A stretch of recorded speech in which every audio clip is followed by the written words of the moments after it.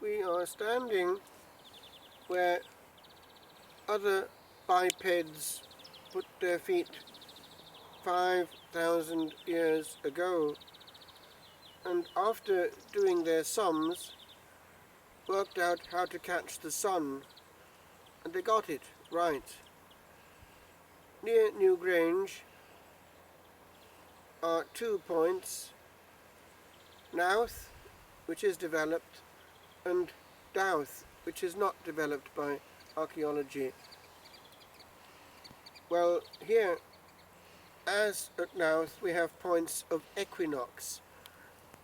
Newgrange captures perfectly and traps the rays of sun on the 21st of December, the solstice. Here we have the equinox, which actually has just passed, 21st of June, and the sun would come in perfectly in these passages.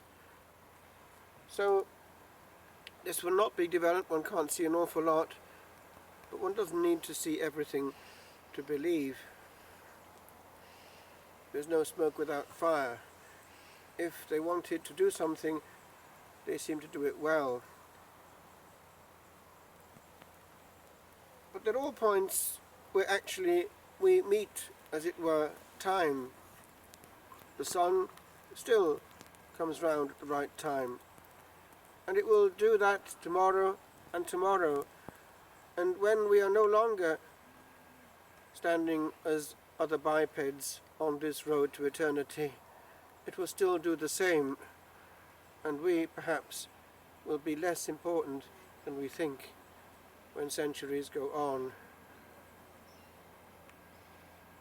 The cemeteries are full of people who thought themselves indispensable.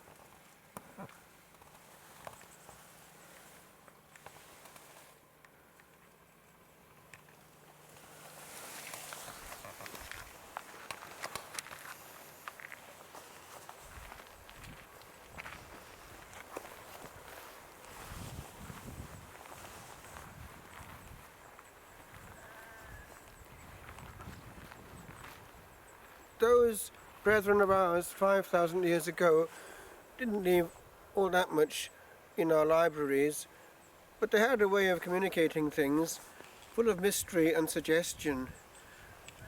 What did they mean when they wrote on the stone these unending designs? Were they hints of eternity?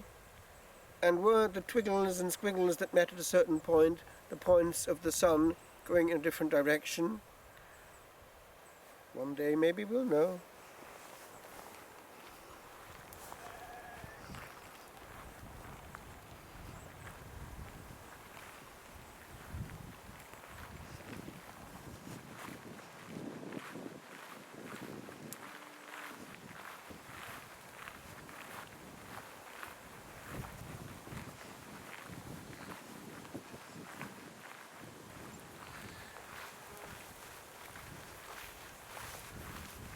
A few stray stones. Each one corresponds to a lot of sweat to be put there. But the shapes and squiggles have long been ward off by the elements on this side. But on the other side, we can still see them.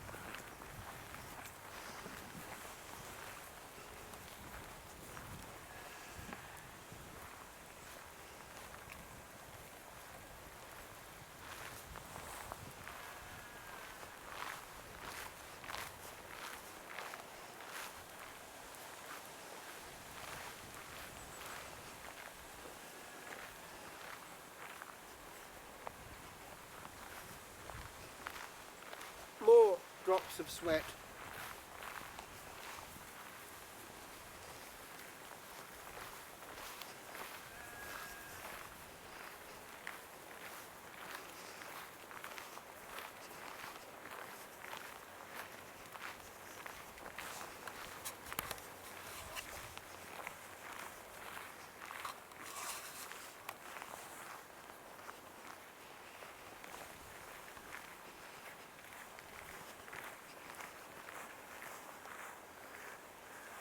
And here too we see time standing still.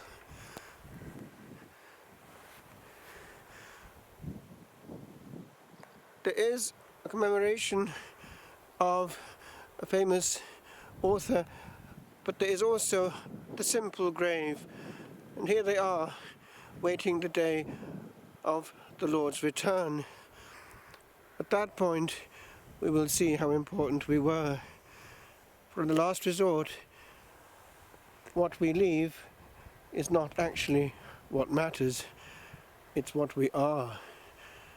And that corresponds to what we are in the eyes of the one who made us.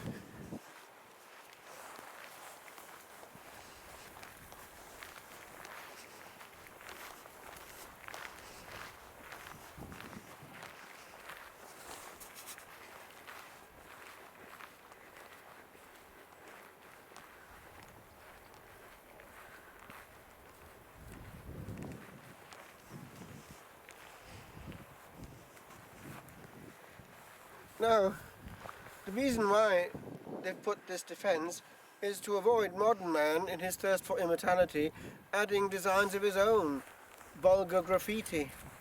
But they can be seen. If one sharpens one's eye, one can see quite clearly the ancient Neolithic designs on these stones. Look carefully and see. It's mainly the middle one that one can see quite clearly still. These ancient squiggles, never ending, winding and winding, as does the meandering course of time.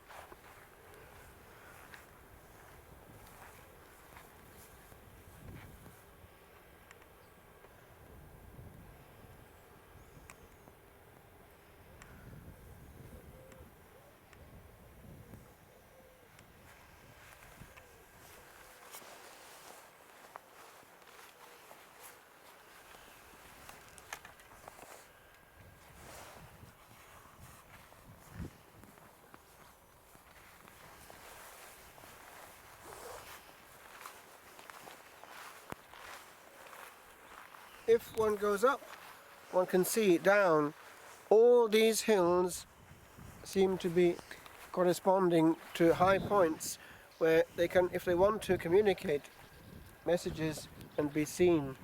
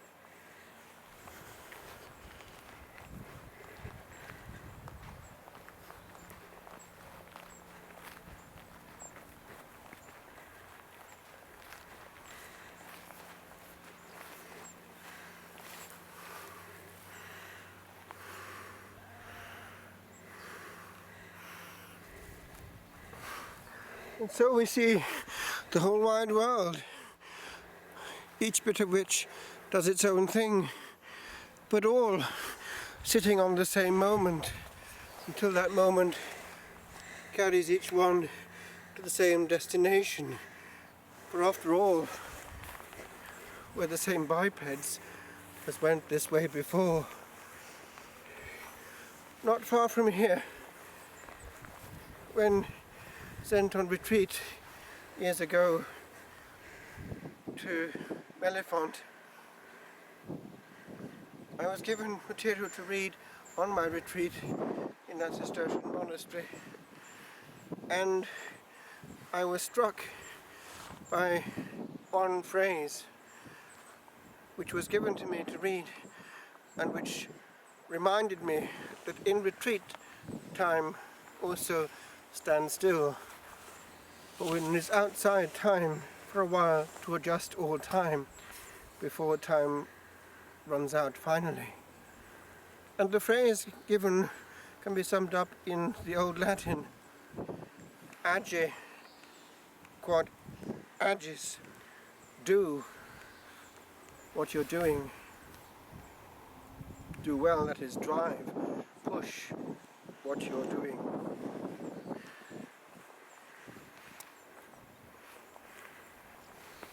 And the sentence was this: perform each individual action as though it were the only thing you have to do, for that particular action alone is in your power at the time of its execution.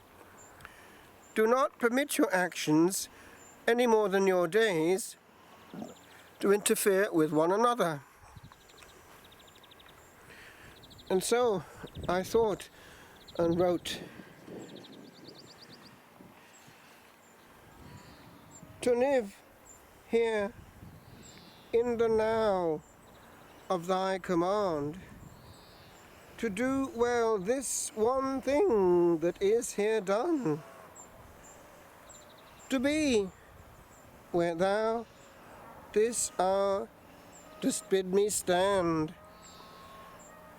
and leave the work of other hours undone. This is to rule eternity by one passing, lasting moment caught in flight. For 'tis in dropping others that is won the mastery of this strange speck of light. Tomorrow never was, and there shall be, nor shall a yesterday be doctored here. But there are many moments close to me, and marred or modelled ears are very near. Oh, sacrament of moments, one alone I'll take to make aeonic grace my own.